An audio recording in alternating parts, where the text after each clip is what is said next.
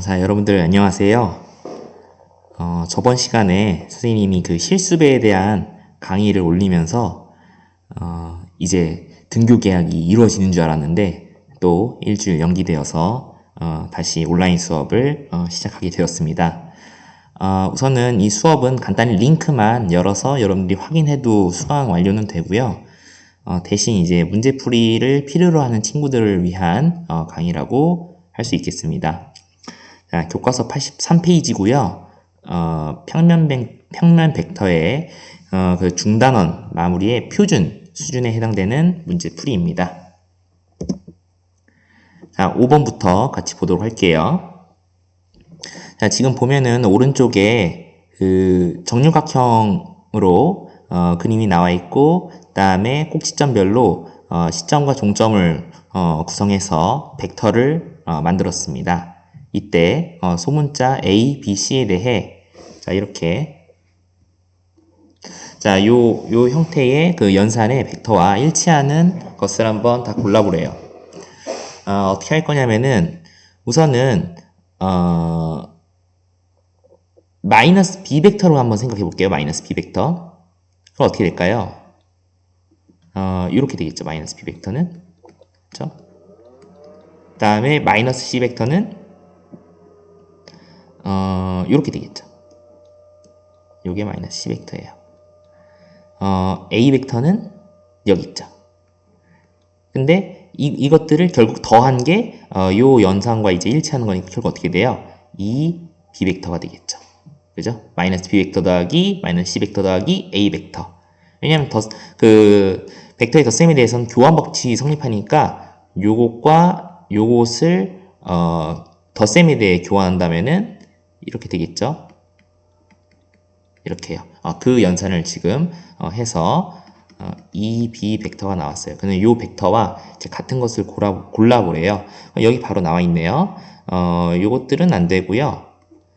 FA 벡터의 2배 역시도 EB 벡터랑 일치를 합니다. 크기와 방향이 같거든요. 그래서 답은 두 가지입니다. 여기 애니메이션이 있었네요. 자, 다음 넘어가서 사각형이 이제 정사각형이고요. 그 다음에 AB와 AD에 중점을 각각 M과 N이라고 표현해놨어요. 근데 거기에 N 벡터 마이너스 MB 벡터가 크기가 3 루트 5라고 할 때 정사각형의 한 변의 길이를 구하래요. 자, 우선은 MN 벡터 마이너스 MB 벡터에 대해서 이렇게 BN 벡터로 표현할 수 있는데요. 요건 알고 있죠. 그 벡터의 뺄셈에서 이렇게 시점이 일치하는 경우에 대해 자 이렇게 각각의 종점으로 시점과 종점을 구성해 새로운 벡터를 구성할 수 있다고 했어요. 그쵸? 요게 나중에 요게 가까이 해서 시점, 종점으로 BN 벡터로 구성할 수 있다. 근데 그것의 지금 길이가 3 루트 5라는 게 조건이니까 식을 이렇게 쓸 수 있죠. 자, 다음 피타고라스 정리를 이용하면은 여기 AN과 그 다음에 AB 그 다음에 BN으로 둘러싸인 이 삼각형에 대해서 생각해 볼 수 있고 그것을 이렇게 식으로 구성한 거예요. 자, 그러고 지금 A, B 같은 경우는 지금 이게 N이 이 한 변의 중점이죠. 그러니까 정확히 2배예요. 그래서 A, B를 AN에 대해 쓰면은 제곱이니까 2AN인데 4AN 제곱이 되겠죠. 그래서 대신 이렇게 쓸 수 있고요. 5AN 제곱은 결국 BN의 길이가 지금 3루트 5라고 했으니까 45라는 이 식까지 쓸 수 있어요. 그럼 결국 AN 제곱은 9인데요.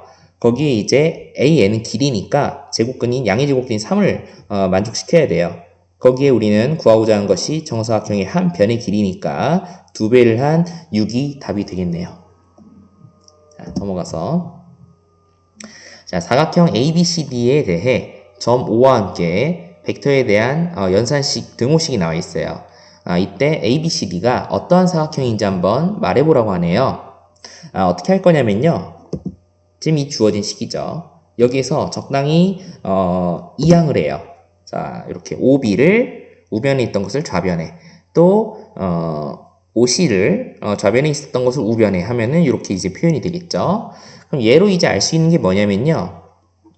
결국 BA 벡터와 CD 벡터가 같다는 거예요. 요 이해되죠? 다 시점이 5로 일치하니까 벡터에 대한 뺄셈을 이렇게 하나의 벡터의 결과로서 쓸 수 있는 거예요. 그죠? 자, 또 어떤 얘기를 할 수 있냐면요.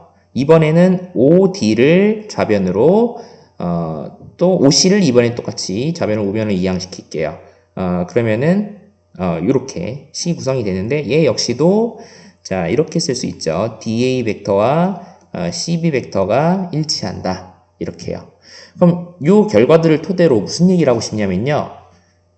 자, BA 벡터랑 CD 벡터가 일치한대요. 그러면은 여기 B, A, 자 이렇게 이제 있다면은 얘랑 크기랑 방향이 일치하게끔 CD가 이렇게 있어야 된다는 거죠. 자, 또 D 벡터와 CB 벡터가 일치해야 된대요. 그러면은 마찬가지로 DA 벡터와 CB 벡터도 크기와 방향이 일치하겠죠.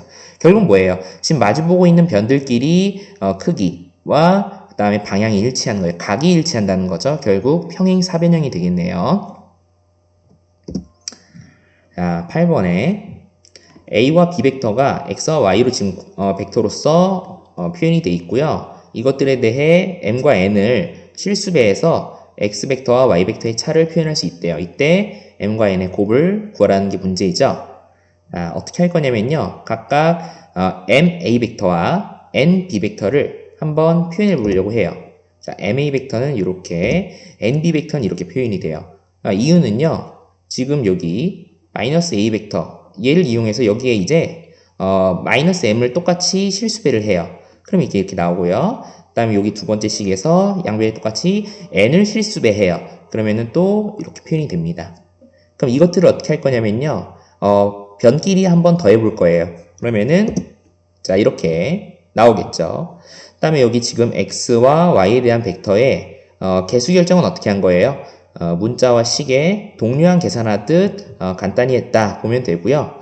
그럼 이것들에 대해 지금 뭐랑 일치한다고? X 벡터 마이너스 Y 벡터랑 일치한다고 했죠? 그러니까 결국 또 그것들끼리의 그 벡터 앞에 있는 그 실수 100끼리도 일치를 해야 돼요. 그러니까 무슨 말이냐면은 자 마이너스 3m 더하기 5n은 1과 일치해야 되고 n-2에는 여기 마이너스가 되어 있으니까 마이너스 1과 일치해야 돼요. 그럼 이렇게 해서 이제 m과 n을 요 연립으로 계산할 수 있겠죠.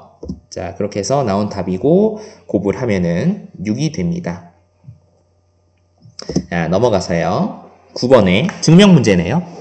A 벡터가 0 벡터가 아닌 경우에 대해 지금 A 벡터의 크기 분의 A 벡터라는 분수 형태의 벡터에 대해 원래의 A 벡터와 방향이 같은 그런 단위 벡터임을 증명하래요.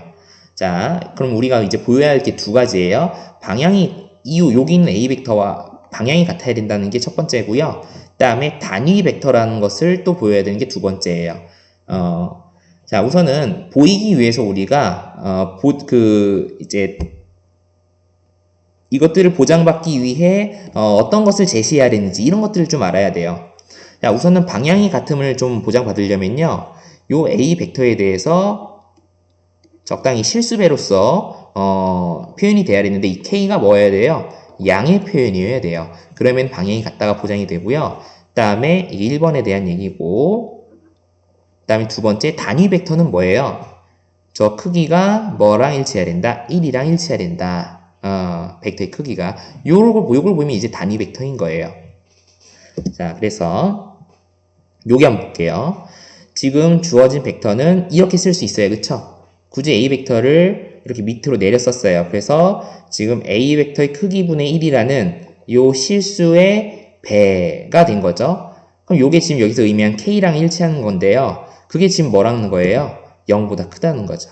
이유는 A 벡터는 0 벡터가 아니므로 0이 아닌 어떠한 값을 분모로 갖는데 그게 지금 크기니까 양수일 수밖에 없죠. 그러니까 분자분모가 모두 양수니까 분수식 역시 양수이겠어요. 그래서 양의 실수배만큼의 A 벡터에 취해진 거기 때문에 기존의 A 벡터와 방향이 같다. 그러니까 1번이 지금 얘기가 된 거고요. 다음 자 이제 주어진 벡터를 한번 크기를 구해보기 위해 절대값을 씌워봤어요. 그래서 지금 분모 문제에 똑같이 분배가 된 상태고 A 벡터의 크기의 크기는 결국 또 A 벡터의 크기가 되겠죠? 분자 분모가 일치하니까 1이 되겠네요.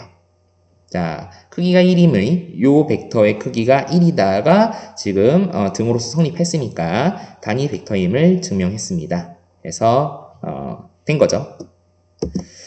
자, 다음 10번에 자, P, Q, R 벡터가 있는데 A 벡터와 B 벡터의 적당한 실수배와 덧셈 뺄셈 연산으로 다 표현되어 있는 상황이고 이렇게 P 벡터, Q 벡터, Q 벡터, R 벡터를 각각 빼고 더해서 만들어진 새로운 벡터들에 대해 서로 평행하도록 실수 K 값을 한번 정해보래요. 방법이 어떻게 하면 되냐? 우선 서로 평행하다. 요것을 이제 만족하기 위해서는요, 요 둘의 벡터가 적당한 실수배로서 등호로 성립해야 돼요. 그죠? 그러니까 P 벡터 마이너스 Q 벡터는 적당한 뭐 T라는 실수가 있다고 합시다. 그래서 Q 벡터 더하기 R 벡터. 이렇게 만족하는 0이 아닌 실수 T가 존재하면 돼요. 음수여도 상관없어요. 그래, 요 등호만 만족하면 뭐예요? 이 두 벡터가 서로 평행하다가 이기된다. 자, 그래서 지금 요 등호를 만족하는 실수가 존재한다는 것을 보이기 위해서요. 지금 P 벡터와 Q 벡터를 우선 A와 B 벡터로 표현해 봤고요. 다음 Q 벡터와 R 벡터 역시도 이 합을 또 A와 B 벡터로 표현해 봤어요. 그러니까 지금 이 두 벡터가 결국 뭐예요? 각각 여기 좌변과 우변에 대입돼서 0이 아닌 실수 T로서 등호 성립하게끔 만들어 줄 거예요. 자, 근데 그 등호가 결국은 3이면 되겠죠. 이유가요. 지금 여기 B 벡터의 앞에 있는 실수배 한번 비교해 보세요. 여기는 마이너스 1이고 여기 마이너스 3이죠. 딱 3배만큼의 차이네요. 그러니까 이 t가 뭐면은 3이면 되겠다라는 거예요. 그렇게 이제 식을 썼고요. 그럼 비슷하게 뭐도 가능해야 돼요? A 벡터 앞에 있는 실수배끼리도 3배만큼의 차이로 등호가 성립해야 돼요. 그죠? 그래서 그것을 지금 식으로 쓴 거예요. 여기에 3을 곱해줘야겠죠? 3, 7, 21, K-3과 일치한다 하면은 K는 24면 되겠죠?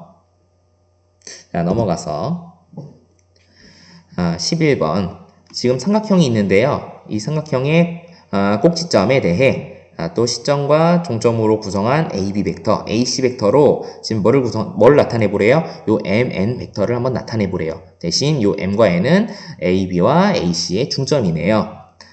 어떻게 할 거냐면요.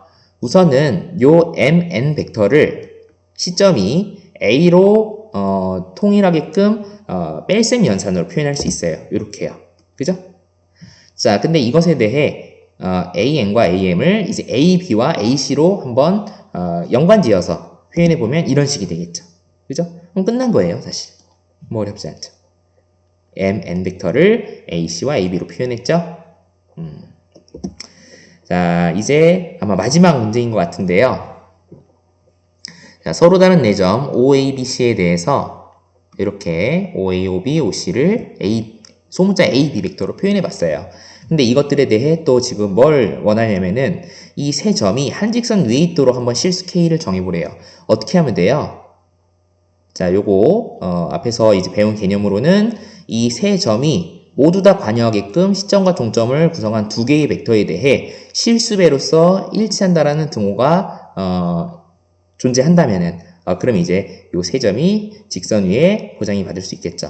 그러니까 무슨 말이냐면은 자, A, B 벡터를 구성했다. 그러면은 뭐 B, C 벡터 해갖고요. 적당한 실수 T가 존재해서 둘이 등호로 성립하면 돼. 그러니까 이렇게 이제 만족하게 하는 영 아닌 T의 값이 존재하면요. A, B, C는 한 직선 위에 있는 거예요. 그죠?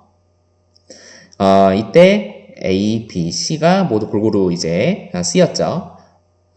어느 한 그 점이 이제 소외받으면서 벡터가 구성된 등호식이면은 그건 의미 없습니다. 그래서 선생님은 이렇게 A, B랑 A, C를 한번 택해 볼게요. 뭐 B, C로 택해도 상관없어요. 답은 K는 똑같이 나와요. 그리고 A, B랑 A, C를 시점이 5인 벡터들로 모두 나눠 써봤어요. 가능하죠? 그리고 이것들을 지금 여기 앞에 놓여있는 소문자 A, B, C를 이용해서 다시 한번 표현해 볼게요. 그럼 이렇게 되겠죠. 자, 그리고 이제 동류항 계산하듯 A 벡터와 B 벡터로 좀 간결하게 표현해 보면은 이렇게 같이도 됩니다. 그죠? 이 계산 과정은 좀 생략을 할게요. 자, 그러면 이제 뭘 할 거냐? 비교하기. 그죠? 지금 이렇게 T를 실수배는 이제 분배 법칙 성립하니까 그때 4T와 3이 일치해야 돼요. 그쵸? 그럼 뭐예요? T는 4분의 3이면 되겠죠.